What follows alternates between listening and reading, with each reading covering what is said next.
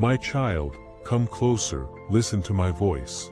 Let me tell you a story. There was once a young woman named Sarah who cradled her 5-year-old daughter every night, stroking her silky hair and whispering promises into the darkness. Mommy will always love you, Emma, always and forever.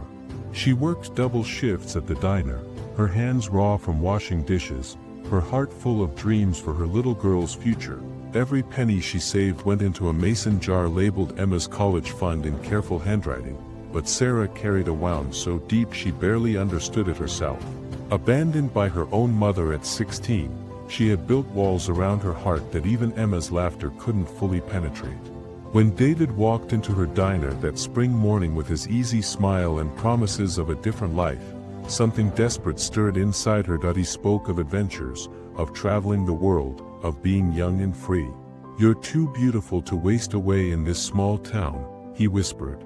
Come with me. We could start fresh, just the two of us. The night she made her choice, Sarah sat by Emma's bed for hours, memorizing her daughter's peaceful face. Her hands trembled as she packed a single suitcase. She told herself it was temporary, just a few months to find herself, to heal, to become the mother Emma deserved. She kissed Emma's forehead one last time and whispered, Mommy loves you. I'll come back for you soon. She left Emma with her grandmother and a note that said simply take care of her, I'm not strong enough. Within weeks, the adventure David promised crumbled into emptiness. He left her stranded in a city where she knew no one, chasing another woman with fresher promises. Sarah found herself alone in a cramped apartment, staring at the phone she couldn't bring herself to use. How do you call and say you abandoned your child for a lie? How do you explain that you ran from the most precious thing in your life because you were too broken to believe you deserved it? That's when the letters began. Every single night for 20 years, Sarah sat at her kitchen table and wrote to Emma, letter after letter after letter. My dearest Emma, today you would have started first grade. I wonder if you lost your first tooth yet. Sweet girl, you're 13. Do you still love horses the way you did when you were little? My beautiful daughter, you graduated high school today. I watched from the back of the auditorium, my heart bursting with pride. She poured her love, her regret, her daily life into these letters. She bought birthday presents Emma would never receive. She saved newspaper clippings of Emma's achievements, but she never sent a single letter. Shame wrapped around her throat like a noose, choking the words before they could reach their destination. Emma grew up believing her mother simply didn't love her enough to stay. She excelled in school, driven by a fierce determination to prove she was worth staying for. She became a doctor, healing others the way she wished someone could heal the hollow space in her chest. She built a successful practice, bought a beautiful home, but kept her heart carefully guarded.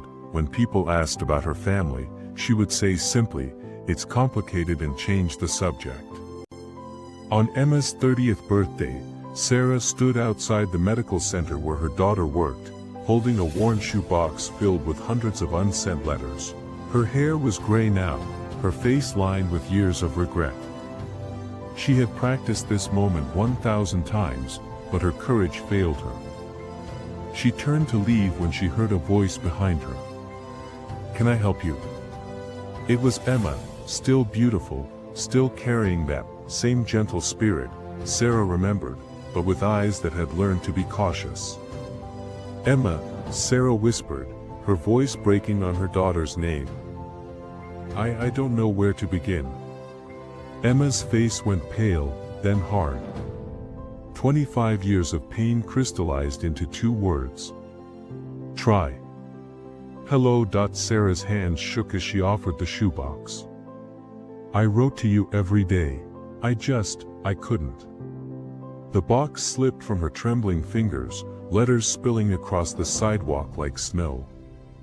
Emma stared at them in shock. Hundreds of envelopes, all addressed to her, all yellowed with age, all marked with love she never knew existed. You wrote to me. Emma's voice was barely a whisper. Every single day since I left that I know I have no right to ask for anything. I know I destroyed everything. But Emma, sweetheart, I need you to know that leaving you was the biggest mistake of my life. Not a day passed that I didn't regret it. Not a moment went by that I didn't love you." Emma knelt among the scattered letters, picking up one dated just last week. Through tears she read, "My darling Emma, I heard through Mrs. Henderson that you saved a little boy's life yesterday. You always had such gentle hands, such a tender heart. I am so proud of the woman you've become, even though I had no part in raising her. You are everything I dreamed you would be and more. I love you beyond words. Your unworthy but devoted mother." As Emma read, tears streaming down her face, she didn't know that Sarah had spent the morning before writing what she thought would be her final letter. She didn't know that her mother had planned to leave town forever after this one attempt at reconciliation. She didn't know that Sarah carried in her purse a bus ticket to somewhere far away, convinced that Emma would never want to see her again.